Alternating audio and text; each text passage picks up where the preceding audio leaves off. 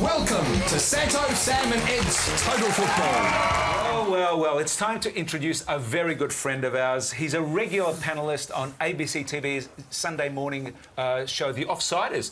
And, of course, he rejoined the ABC radio in about 2012, wasn't it, where he joined up with the ABC Grandstand team. Please welcome our friend, Francis Leach. You're a passionate writer, you're a passionate broadcaster, you love your football, you're an Arsenal fanatic. Welcome to the show. Thank you, Santa. And I've come today dressed as Pascal Sagan, just to celebrate with the bald hair. Sagan, yeah. That era. Okay, explain yourself. What? I don't even know what that means. No. Who's Pascal Sagan? Just one of an army of useless defenders that Arsene Wenger has signed over the journey. Here we go. These are Arsenal supporters. They turn on Wenger in about 20 seconds. I love him. What year is that, Tom? This is the final year at Highbury, so this is 2004-5. And that's the amount of That's the amount of silverware that you guys have won. We've won one FA Cup since then, you will be reminded. Okay, fair enough. So this was the last year at Highbury, number 14 on the back. Highbury, of course, where Arsenal used to play. Yeah. Yes. Let's talk about the thing that we actually did discuss before was the Big Blue. What a game. Did you watch it? Yeah, I watched this. I had to watch afterwards because I was working somewhere else. But what an extraordinary night, and another 3-3 result. I just feel that between these two teams, there's another coming together at some stage in the next month or two in the finals. It'll produce another cracking game. And it is amazing that so much of the discussion was about a poor penalty. And I know that there's lots of other talking points in the game, but it is about. I mean. You and I go back in football a long way. We've spent a lot of time together. We saw a very questionable penalty in Germany in 2006. We were at the same ground when Italy played Australia, and that was a very contentious penalty. We haven't forgotten that night and that day. No, it was that. But as a Sicilian, I forgive, but I don't forget. Exactly. As an Australian, I don't forgive and I don't forget. That's the way. Yeah. But this one was different in a way because that at least involved some contact. Whoever was responsible for it, that's a different question. But I don't know how Delovsky didn't use his touchy, his assistant there, to actually decide whether there was contact. And that invisible garden furniture really needs to be moved out of that penalty area because So you've seen nothing like it in all your years following. Not quite as obvious as that, because that actually rips the time-space continuum. He was behind him, going away. It was an existential crisis in the 18-yard box. I want you to, as a commentator, of course you commentate for ABC. I just want you to take us through it, okay? But we've seen the footage so many times, so we're just going to recreate it here at the desk. We don't have a war room, so Sam's got a. He's got other high-tech kind of this is going to be Stray Delovsky, right? Just forget, it's not about weight, it's just about the bald head. Okay. And the healing back. Here's Guy Finkler. This is Guy Finkler. Right. Here's Sebastian Ryle. Okay. Right. Here's Muskie on the bench. Okay. And after the game, that's Zappers, by the way. That's just always the best man. So listen, okay, the ball. This is Ryle's got the ball. Yep.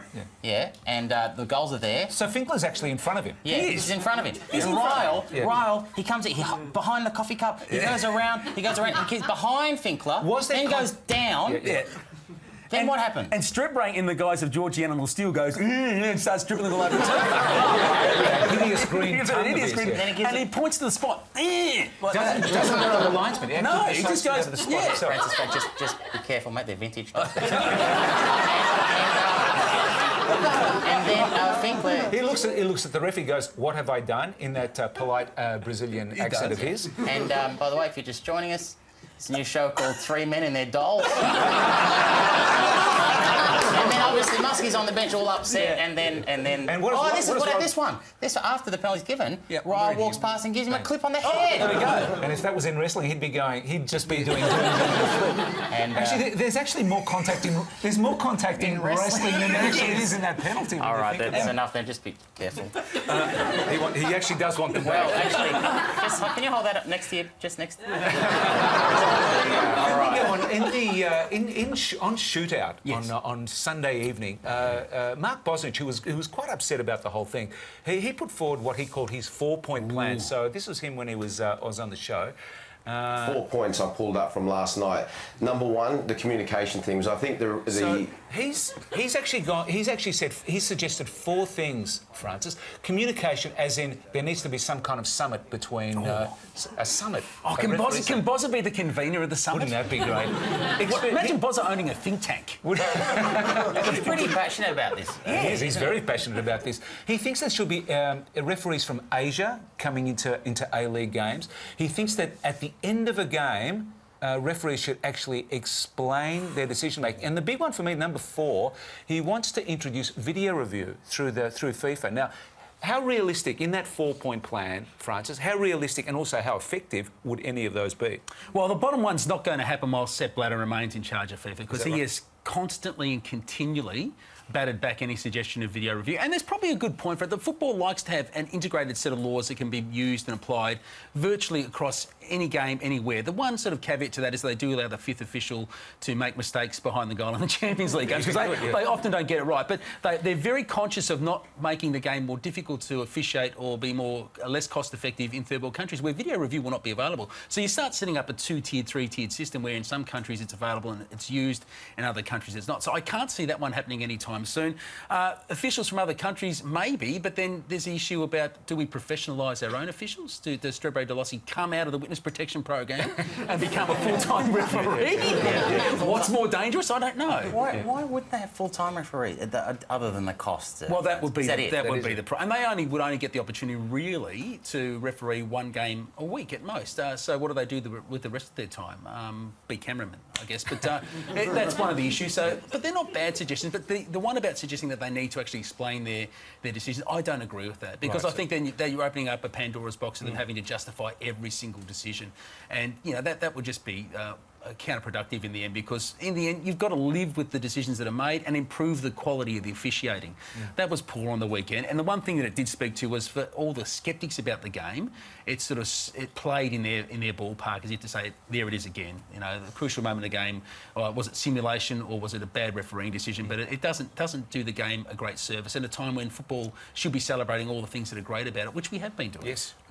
Forgive me, I'm not used to having someone on the show who knows what they're talking about. This is from a man who holds up wrestling belts.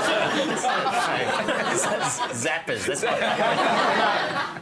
Francis, I hear what you're saying, yes. And Bozza, of course, passionate about it with his 4-point plan. So that was interesting. I wish he would show how he would do that with his $4 as well. I just want to say this: 4 points seems too many for me. Yes, really. So I've gone into a think tank, and I've come up with my version here. Have a look at this. This is Sam's plan, 1-point referees plan. You ready? What the hell is going on there? Just snapped at me at a nightclub on the weekend. Notice, this is my 1-point plan. And what is that? You ready for this? Yeah, I'm ready. Glasses. All referees should get a pair of these before they go out into the field. And that was my 1-point plan.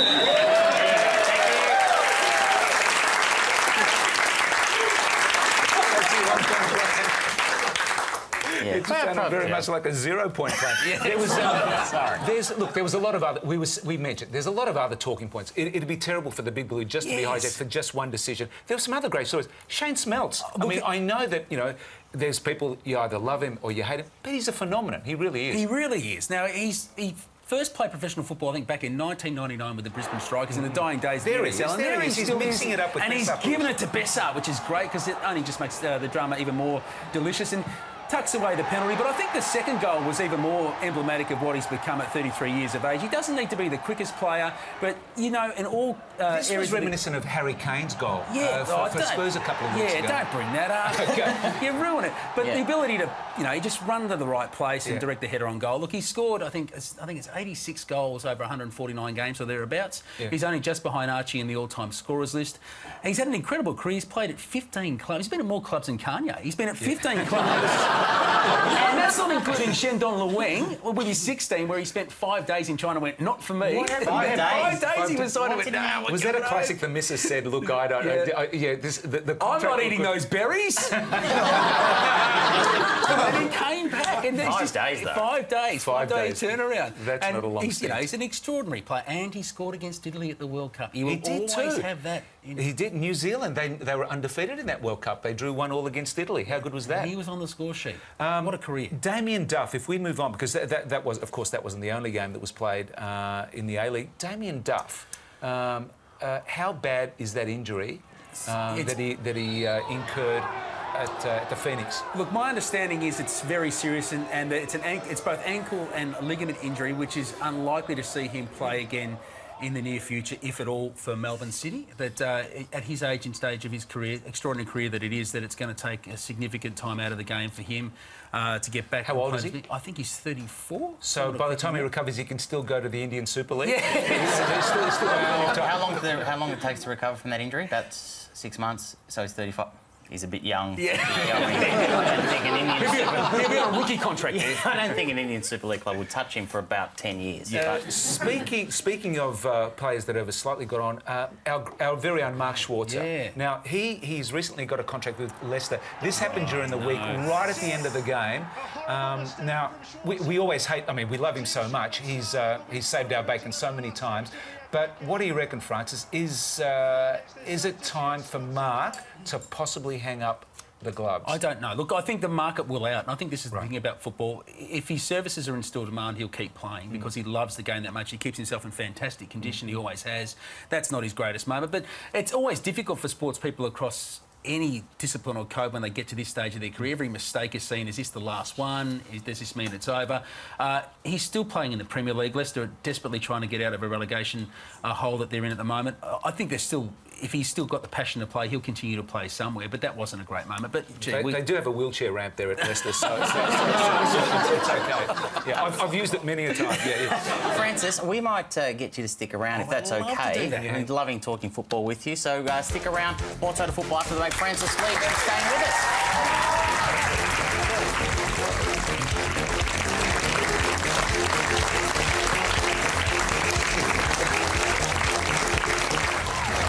You've been watching Santo, Sam and Ed's Total Football. Michael's opponent. It's a This has been a production of Fox Sports. Thank you, everybody.